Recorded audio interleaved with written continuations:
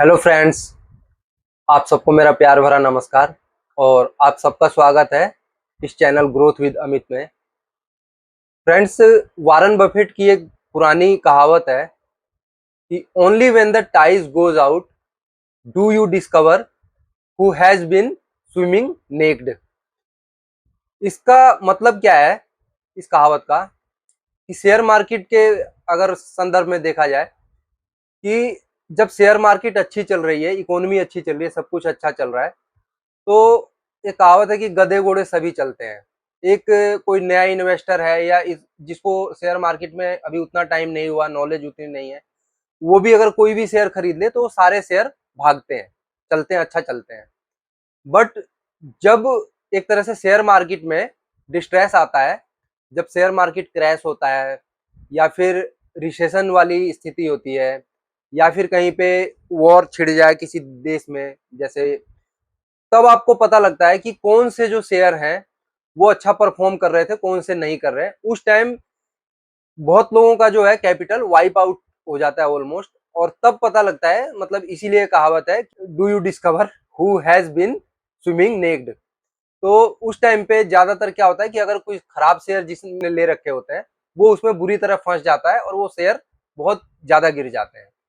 इन्हीं मतलब चीजों से बचने के लिए आपको एक फ्रेमवर्क बनाना चाहिए कि आपको ओनली वही शेयर खरीदने चाहिए जो कि फंडामेंटली अच्छे हों, और उन शेयर से हमेशा दूर रहना चाहिए जिनमें कोई ना कोई मतलब फंडामेंटली कहीं पे दिक्कत है या कुछ ना कुछ उसमें परेशानी है। तो आज हम इसी सब्जेक्ट के ऊपर डिस्कशन करेंगे कि which type of shares should you avoid in stock market. किस तरह के शेयरों में आपको निवेश नहीं करना, किस तरह के शेयर आपको नहीं खरीदने चाहिए ताकि आप इन्वेस्टिंग में सेफ रहें, चाहे मार्केट कैसी भी हो उसमें आप सेफ रहें। तो दोस्तों, इसमें डिफरेंट टाइप के क्राइटेरियाज हैं, उस पर हम डिस्कशन करेंगे। तो पहला जो है वो है कि पैनी स्टॉक्स में आपको इन्वेस्ट नहीं करना चाहिए।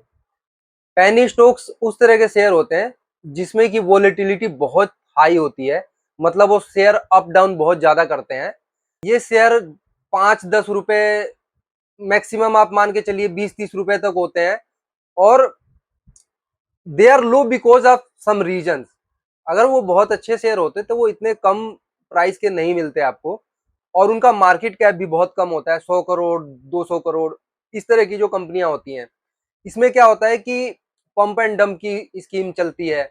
जो ऑपरेटर्स होते हैं इसमें सबसे ज्यादा एक्टिव होते हैं, क्योंकि बड़े म्यूचुअल फंड इसमें आ नहीं सकते लो वॉल्यूम की वजह से। इनका फ्लोट, मार्केट फ्लोट कम होता है, मतलब ये जो नंबर ऑफ शेयर्स होते हैं वो मार्केट में कम होते हैं, जिसकी वजह से इसमें अपर लोअर सर्किट ज्यादा लगते हैं इन शेयर्स में।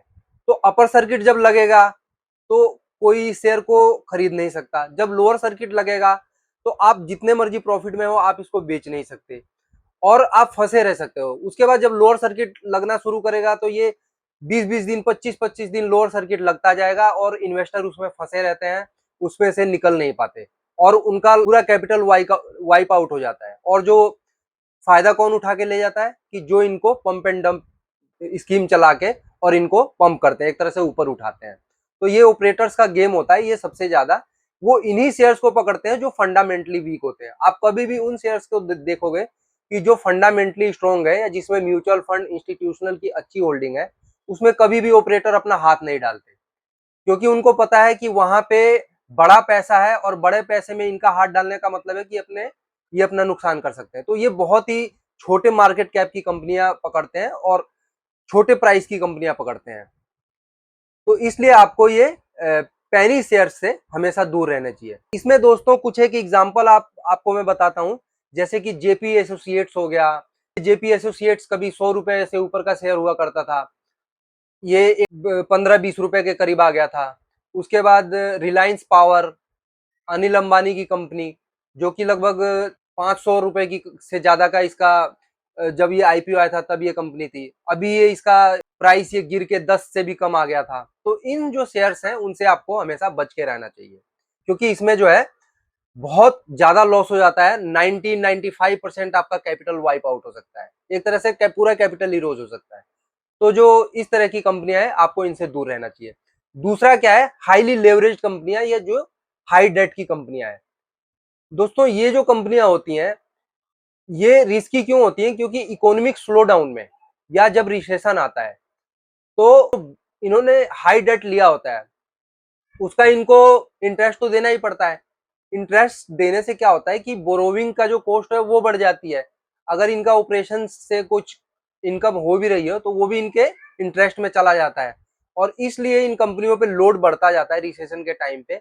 और ये कंपनियां फिर आने वाले टाइम में ऐसी स्थिति हो जाती है कि कंपनियां सरेंडर कर देती हैं, या तो फिर ये इनको कोई बड़ी कंपनी खरीद लेती है और ये दिवालिया घोषित कर देती है, अपने आप को इंसॉल्वेंसी में आ जाती हैं। और शेयर मार्केट से ऐसा भी होता है कि कई बार ऐसी कंपनियां डीलिस्ट हो जाती हैं और इन्वेस्टर्स का पूरा कैपिटल ही खत्म हो जाता है। क्योंकि डीलिस्ट हो जाती हैं तो सबसे जो ज्यादा पैसा मिलेगा वो सबसे पहले बैंक्स को मिलता है, उसके बाद जो बड़े इन्वेस्टर इनमें होते हैं उनको मिलता है, और लास्ट में कैपिटल मार्केट के इन्वेस्टर इनको मिलता है। तो वहां तक वो हो ही नहीं पाता, उससे पहले ये सारा ये पैसा बढ़ जाता है। तो इस वजह से डेट वाली कंपनियां हैं जिनमें high debt to equity ratio होता है, इन कंपनियों से आपको हमेशा दूर रहना चाहिए। अब इसमें मैं एग्जांपल आपको बताऊं कि देखिए यस बैंक था, यस बैंक में धोखा हुआ, मतलब ये इसके जो प्रोमोटर थे इन्होंने फ्रॉड किया, और ये जो है वो कंपनी हाई डेट के चलते इन्होंने बहुत ज्यादा कर्जा इधर उधर से ले लिया था और उसके चलते कंपनी गिर गई।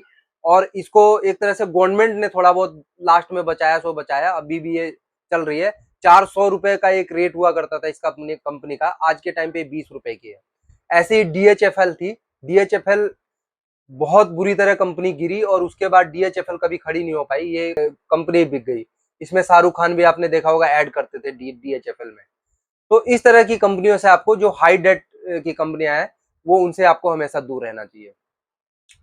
तीसरी कौन सी कंपनियां हैं जिनसे आपको दूर रहना चाहिए? तो ये है मीम स्टॉक्स, यानी जिसके ऊपर ज्यादा मीम्स टाइप के बनते हैं, हाइप ड्रिवन है, जो सोशल मीडिया में जिनकी चर्चा ज्यादा होती है, उन स्टॉक से आपको हमेशा दूर रहना चाहिए।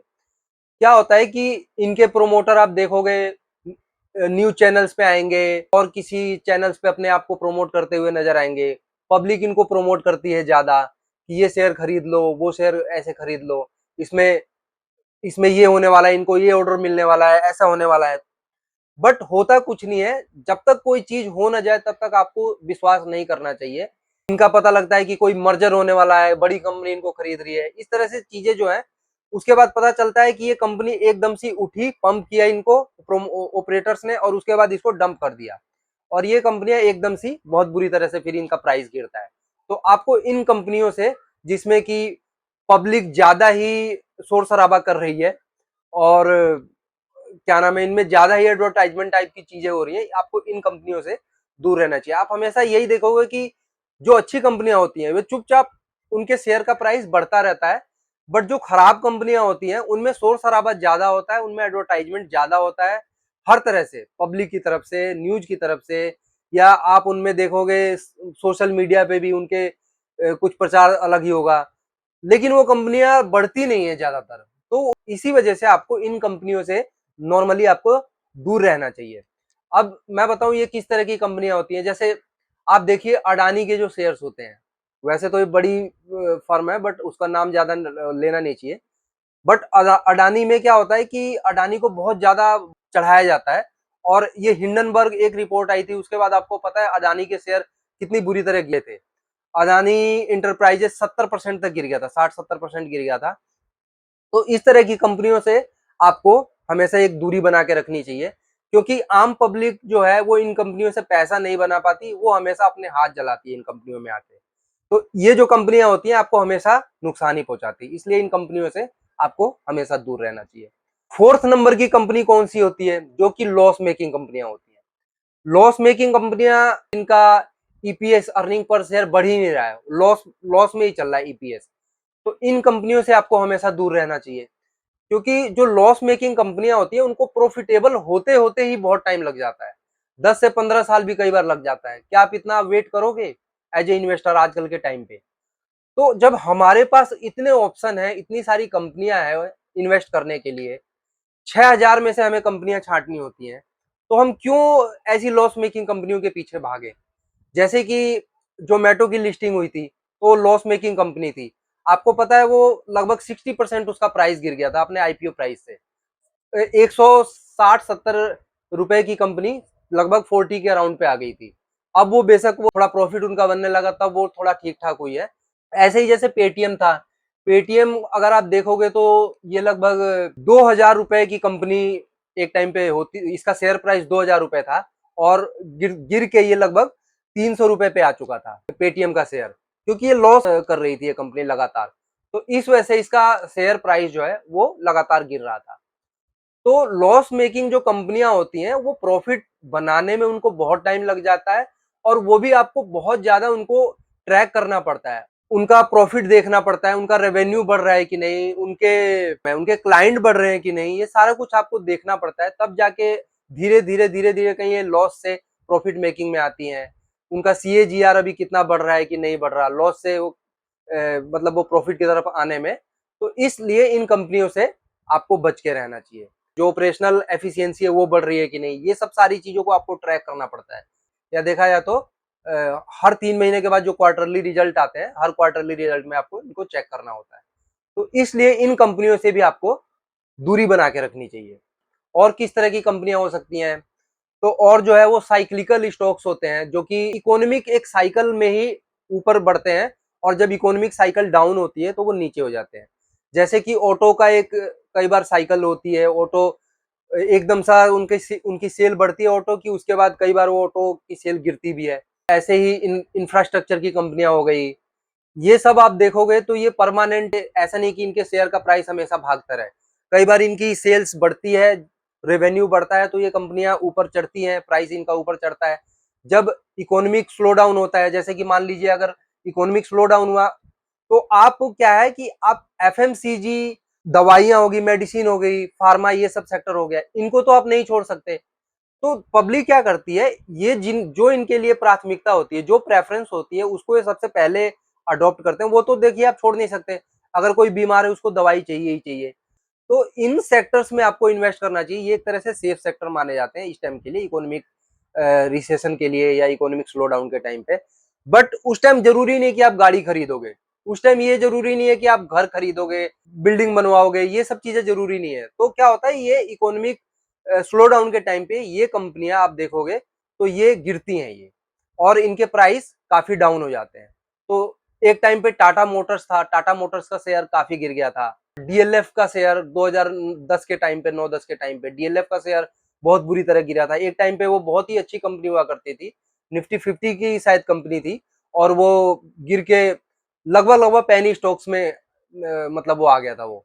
तो इसलिए आपको इन शेयर से आपको थोड़ा सा बच के रहना चाहिए। ये मतलब ट्रेंड चल रहा है, जैसे क्रिप्टो करेंसी का ट्रेंड चल रहा है, ईवी का ट्रेंड चल रहा है।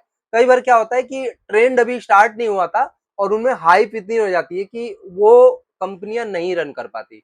अभी के टाइम पे आप अगर देखोगे तो सेमी कंडक्टर ज्यादा मतलब चर्चा में है, बट सेमी कंडक्टर भी उतना अभी चल नहीं पा रहा है। तो ये जो कंपनियां होती हैं, ये इस तरह की कंपनियों से हमें फिलहाल दूर रहना चाहिए। अब ईवी में ही देखिए, आपको पता चलेगा ये बैटरी बनाती है ईवी की, तो ये ईवी की गाड़ियां बनाती है, ये ईवी का इंफ्रास्ट्रक्चर तैयार कर रही है। बट कोई भी कंपनी उस हिसाब से नहीं बढ़ रही या उतने रेशियो में नहीं बढ़ रही जितना बढ़ना चाहिए। तो जब तक वो एक्चुअल काम स्टार्ट ना हो जाए इनका, जब तक वो एक्चुअली ग्राउंड लेवल पे इनका काम नहीं स्टार्ट हो जाए, ग्राउंड लेवल पे अपनी प्रोग्रेस न दिखाने लग जाए, ये CAGR हर चीज में बढ़ना ना शुरू हो जाए, इनके इनके सेल्स में, इनके रेवेन्यू में, इनके प्रॉफिट मार्जिन में, जब तक ये सब चीजें ना आपको कागजों पे दिखाई दे, तब तक आपको इन कंपनियों में अंधाधुंध इन्वेस्ट नहीं करना चाहिए। हाँ, थोड़ा बहुत इन्वेस्ट कर दीजिए, थोड़ा बहुत पैसा डाल दीजिए।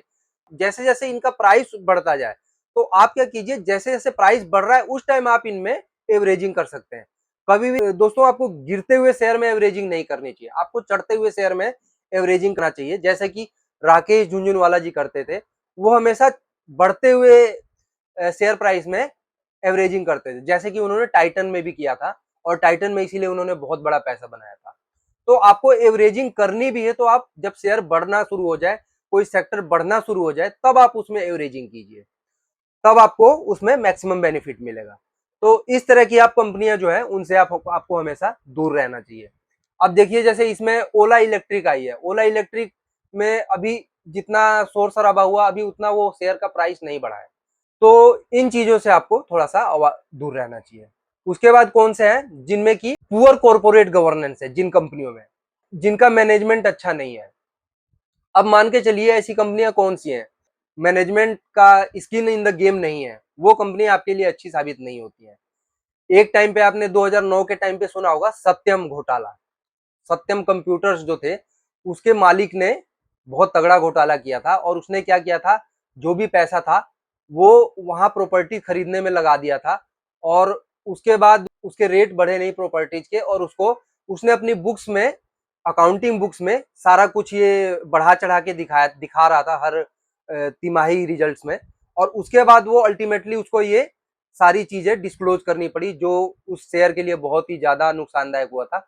और उस टाइम पे ये शेयर जो है सत्यम कंप्यूटर का ऑलमोस्ट 90% के अराउंड वो शेयर गिर चुका था, जबकि वो शायद निफ्टी 50 का शेयर हुआ करता था। तो इस तरह के अगर प्रोमोटर ही चोर हैं किसी चीज में, ऐसे ही यस बैंक में हुआ था। यस बैंक में देखिए जो इसके मालिक थे उन्होंने जो घोटाला किया था उसकी वजह से शेयर कितना बुरा गिरा था। 400 का शेयर लगभग ये 10-12 रुपए पे आ गया था। तो इस तरह के आपको शेयरों से, जिसमें कि प्रोमोटर का पार्ट ही एक अच्छा नहीं है, promoter he skin in the game नहीं है, वही ऐसे फ्रॉड कर रहे हैं, तो उन कंपनियों से आपको हमेशा दूरी बना के रखनी चाहिए। ऐसे ही आपको 2018 में एक ये पीएनबी में घोटाला हुआ था, जिसमें कि नीरव मोदी घोटाला करके वो किसी और दूसरे देश में भाग गए थे। वो पीएनबी का शेयर भी लगभग 60% के करीब गिरा था। तो आपको इन शेयर्स में ट्रैक करना चाहिए कि प्रोमोटर क्या चल रहा है, और उसके लिए आपको कुछ चीजें देखना हो चाहिए, जैसे कि आरओई देखिए कि आरओई इस कंपनी का कैसा चल रहा है, उसके बाद की ऑपरेशनल एफिशिएंसी कैसी चल रही है, ये सारी चीजें आपको दिखाती हैं। इनमें कैश फ्लो अच्छा है कि नहीं। अगर कैश फ्लो किसी कंपनी का लगातार खराब होता जा रहा है तो इसमें मान के चलिए कि या तो कंपनी में दिक्कत है या कुछ ना कुछ ऐसा फ्रॉड चल रहा है। तो आपको ये सब कुछ चीजें आपको देखनी चाहिए। उसके बाद क्या हो सकता है इसमें, तो उसके बाद ओवर वैल्यूड ग्रोथ स्टॉक्स जो होते हैं इनसे आपको बच के रहना चाहिए, कि ग्रोथ ग्रोथ करके बहुत ज्यादा कोई कई चीजों को हम चढ़ा देते हैं और फिर उसके बाद वो चलती नहीं है। एक टाइम पे एचडीएफसी बैंक हो गया, उसके बाद आपका ये और भी कुछ कंपनियां थी जिनको बहुत ज्यादा वैल्यूएशन मिलती थी, और इनको हाइप, इवन एशियन पेंट भी था अभी हाल फिलहाल में देखिए काफी गिरा हुआ है एशियन पेंट भी। और ये सब कंपनियां नहीं चल पा रही क्योंकि इनका पी रेशियो ऑलमोस्ट 100 से ऊपर चला गया था। एक पी रेशियो की भी एक लिमिट होती है। अब मान लीजिए पी रेशियो जब इतना चला जाए तो वो कंपनियां कैसे चलेंगी। आप अगर वैल्यूएशन इतनी हाई हो जाए तो कंपनी जो है एक अपने वैल्यूएशन को देखते हुए ही उसको फॉलो करता है, अपने ग्रोथ और रेवेन्यू को देखते हुए ही एक शेयर का प्राइस उसको फॉलो करता है, ईपीएस को देखते हुए ही एक शेयर का प्राइस उसको फॉलो करता है। अगर ईपीएस उस हिसाब से नहीं बढ़ रहा जिस हिसाब से ग्रोथ एक्सपेक्टेड है मार्केट में, तो अगर ग्रोथ उतना नहीं बढ़ेगा तो कंपनी क्या होगा, वो कंपनी गिरेगी। तो इसलिए ये शेयर जो है वो लंबे टाइम तक कई बार नहीं बढ़ते। ऐसे ही और भी कंपनियां हैं। अब देखिए जैसे एक मेरे को लग रहा है कि आने वाले टाइम में एक बबल जो है वो डिफेंस सेक्टर में धीरे धीरे बन सकता है। तो डिफेंस सेक्टर में भी आपको थोड़ा सा अलर्ट होने की अब जरूरत है। अगर जिसका एक्सपोजर बहुत ज्यादा है उसको थोड़ा सा कम कर लेना चाहिए, या फिर उस पर लगातार आप ट्रैक करते रहिए, क्योंकि ओवर वैल्यूएशन बहुत ज्यादा टाइम तक नहीं चलता। अब आप थोड़ा सा वैल्यू स्टॉक्स आपको ढूंढने की जरूरत है। अब आप उसमें ये कर सकते हो कि अगर आपने अच्छा खासा प्रॉफिट बना लिया है तो आप थोड़ा सा प्रॉफिट मार्जिन अपना बुक कर लीजिए हाफ, और उसके बाद जो वैल्यू स्टॉक्स हैं या जो आपको लगता है कि और कुछ अच्छे स्टॉक्स हैं जिनकी वैल्यूएशन कम है, आप उसमें एंट्री कर सकते हैं। एक टाइम पे देखिए जैसे नाइका का शेयर था, नाइका का शेयर काफी हाई वैल्यूएशन पे लिस्ट हुआ था, 2500 के अराउंड ये चला गया था, और एक जब ये गिरा है तो 150 के अराउंड आ गया था, 150 के अराउंड ये शेयर का प्राइस आ गया था। आप सोचिए कितना बड़ा कैपिटल इरोजन हुआ था only because of high valuation. Nykaa के बाद एक जो शेयर था ये टाटा टेक्नोलॉजी का, टाटा टेक्नोलॉजी का भी शेयर जो लिस्ट हुआ है आईपीओ में, तो वो काफी मतलब उसको हाइप क्रिएट हुआ, और वो लगभग 1300 के अराउंड वो लिस्टेड हुआ, 1200-1300 के अराउंड। और वो जब अभी मार्केट गिरी थी वो 600 के अराउंड आ चुका था वो शेयर, और आज की डेट में वो ऑलमोस्ट 750-760 के अराउंड है। तो मतलब वो अभी भी उसको 1200-1300 जाने में भी हो सकता है टाइम लगे। तो ये जस्ट बिकॉज ऑफ, देखिए टाटा की कंपनी है, टाटा की कंपनियां ज्यादातर अच्छी ही होती हैं, बट वैल्यूएशन डज मैटर्स। अगर वैल्यूएशन बहुत ज्यादा है तो वो फिर उसको सस्टेन करना इजी नहीं होगा जब तक उनका बाकी चीजें ठीक ना हो, या तो उनका ग्रोथ उस हिसाब से बहुत तेज हो, और या फिर वो शेयर का जो है पी रेशियो, पीईजी रेशियो वो थोड़ा सा अपने वैल्यू से कम आए, तब जाके ये कंपनियां अपने ग्रोथ को देखेंगे। उसके बाद दोस्तों क्या हो सकता है कि कई कंपनियों में रेगुलेटरी रिस्क होते हैं, जैसे कि गैम्बलिंग वाली कंपनियां थी या क्रिप्टो टाइप की कंपनियां। अब जैसे कि गैम्बलिंग में मैं बताऊं, एक अच्छी कंपनी हुआ करती थी डेल्टा कॉर्प। डेल्टा कॉर्प एक बहुत ही अच्छी कंपनी हुआ करती थी, लेकिन उसमें गवर्नमेंट का रेगुलेशन आ गया और उन्होंने लगभग काफी हैवी पेनल्टी, उन्होंने मतलब टैक्स, हैवी टैक्स लगा दिया। तो इसकी वजह से ये कंपनी अब ग्रोथ नहीं कर पाई उतना। ऐसे ही क्रिप्टो से रिलेटेड जो शेयर थे उस पर गवर्नमेंट ने 30% से ज्यादा टैक्स लगा दिया, तो ये जो है शेयर्स अंधाधुंध गिरे हैं और ये मार्केट में सस्टेन नहीं कर पाए। तो आपको गवर्नमेंट रेगुलेटेड एक टेलीकॉम सेक्टर में गवर्नमेंट रेगुलेटेड एक सेक्टर है, तो टेलीकॉम में देखिए कंपनियां ज्यादातर इसीलिए आगे नहीं बढ़ पाती हैं उतना। पेट्रोलियम हो गया, पेट्रोलियम में गवर्नमेंट का रेगुलेशन होता है, तो पेट्रोलियम की कंपनी आप देखिए आपको लो वैल्यूएशन पे ये दिखेंगी कि ऐसा लगेगा पी रेशियो इनका काफी कम है, बट ये कंपनियां उतना ग्रो नहीं कर पाती जितना इनमें ग्रोथ होना चाहिए। तो आपको जो गवर्नमेंट रेगुलेटेड सेक्टर है जिसमें कि आपको लगता है टैक्स बहुत ज्यादा है या गवर्नमेंट अपने अकॉर्डिंग इनके प्राइसेस को फिक्स कर सकती है, इन सेक्टर से, इन स्टॉक से आपको थोड़ा सा दूरी बना के रखनी चाहिए, या इन सेक्टर्स में आपको बहुत देखभाल के आपको इन्वेस्ट करना चाहिए, क्योंकि इन सेक्टर्स में पी रेशियो कम होने के बावजूद भी पैसा नहीं बन पाता है। उसके बाद एक लास्ट सेक्टर है, ये टर्न अराउंड जो स्टोरीज होती हैं, जैसे कि कहते हैं यार एक कंपनी कोई है, जैसे पुरानी कंपनियों में अगर आप देखा जाए रिलायंस कम्युनिकेशन हो गया, किंग फिशर एयरलाइंस हो गई, तो ये जो कंपनियां हैं इनमें एक तरह से जोम्बी कंपनियां हो गई। ये कहने को इन्हें बोलते हैं कि इसमें सब कुछ सही हो जाएगा, बट ये नहीं हो पाता सही। जो कंपनी एक तरह से बैंकरप्सी से वापस आई हुई है उन कंपनियों के लिए रिवाइवल इतना इजी नहीं होता, ना तो उनको इन्वेस्टर उतना पसंद करते हैं और ना ही वो मार्केट में उतना अपना अच्छा पोजीशन बना पाती हैं एक बार टूटने के बाद। तो आप देखेंगे कि ये कंपनियां जैसे रिलायंस कम्युनिकेशन हो गई, उसके बाद ये किंगफिशर एयरलाइंस हो गई, और भी कई कंपनियां ऐसी हैं कि रिवाइवल इनके लिए इजी नहीं हो पाता। जयप्रकाश एसोसिएट्स हो गया, एक टाइम पे ये शेयर मार्केट का फेवरेट स्टॉक हुआ करता था, बट जब ये गिरा उसके बाद ये कभी उभर नहीं पाया। तो इन कंपनियों से आपको बच के रहना चाहिए, जो कि मतलब अपने आप में कहें कि ये टर्न अराउंड स्टोरी है। तो कई बार कहा जाता है कि turn around never turn around. तो कई बार ये क्या होता है कि ये कंपनियां जिनमें कहा जाता है ये कभी भी टर्न नहीं हो पाती और ये जोम्बी की जोम्बी ही रह जाती है। तो आपको इन सारी कंपनियों से दूर रहना चाहिए। और दोस्तों, एलिमिनेशन जो होता है वो बहुत जरूरी होता है शेयर मार्केट में पैसा बनाने के लिए। आप अगर खराब कंपनियों से बच गए तो आप शेयर मार्केट में अपने ऑटोमेटिकली आपको अच्छी कंपनियां मिल जाएंगी और आपका पैसा ऑटोमेटिकली बनेगा। तो इसलिए आप एलिमिनेशन प्रोसेस को आपको ज्यादा अच्छी तरह समझना पड़ेगा। जब आप एलिमिनेशन प्रोसेस से मैक्सिमम कंपनियों को बाहर निकाल देंगे, 6000 कंपनियां हैं, अब उसमें क्या है, हमें इंक्लूजन प्रोसेस की बजाय एलिमिनेशन प्रोसेस पे ज्यादा ध्यान देना पड़ेगा ताकि मैक्सिमम कंपनियों को हम निकाल सके। तो जो गिनी चुनी बचती हैं वो इन्वेस्ट लायक बचेंगी और उसमें से फिर हम एक ठोस क्राइटेरिया हम उसमें अडॉप्ट करते जाएंगे और गिनी चुनी एक अच्छी कंपनी हम निकाल के और फिर उसमें से 20-30 कंपनियों में आप इन्वेस्ट करके अच्छा पैसा बना सकते हो लॉन्ग टर्म के लिए या इवन मिड मिड टर्म के लिए भी। तो आपको इन सब चीजों का ध्यान रखना चाहिए कि किन कंपनियों से आपको बच के रहना चाहिए। तो दोस्तों, आपको ये अगर वीडियो अच्छी लगी, आपको ये कंटेंट अगर पसंद आए, तो प्लीज इस कंटेंट को आप लाइक कीजिए, इस वीडियो को लाइक कीजिए और आपके इस चैनल को सब्सक्राइब कीजिए और उसमें ऑल पे क्लिक कर दीजिए ताकि आपको आगे की जो भी नोटिफिकेशंस हो आपको रेगुलर मिलती रहे। दोस्तों, आपसे रिक्वेस्ट है, अभी मैं नया यूट्यूबर हूँ, तो आप मेरे चैनल को ग्रो करने में हेल्प कीजिए। आपके लिए बहुत ही अच्छे अच्छे और कंटेंट मैं लाता रहूँगा। Thank you guys.